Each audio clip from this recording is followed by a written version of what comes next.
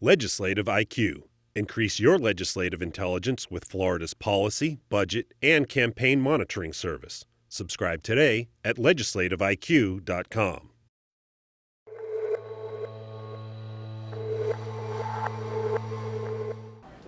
Federal officials have said they will not send more than $1 billion to Florida unless the state agrees to increase Medicaid options for the working poor. It has prompted the Attorney General to file a lawsuit alleging coercion. Because we've had it for nearly a decade, and they said in writing that they would take it away if we did not expand Medicaid. If that's not coercion, I don't know what is.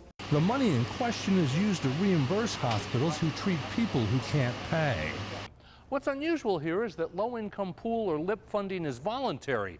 The state doesn't have to take it. The federal government doesn't have to offer it.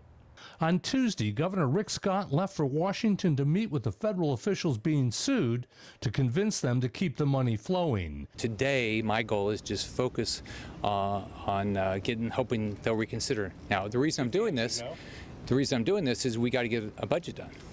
The battle for increased health care funding has created a civil war in the Florida legislature. It led to last week's premature adjournment that the Florida Supreme Court has said was unconstitutional. The Senate wants to take the federal money to expand health care. The House doesn't. Scott is again siding with the House. There's no support in the House. I'm not going to support it. It's not a program that's worked. In Washington, Scott says he'll float the idea of a block grant or lump sum of money to provide care on the state's terms.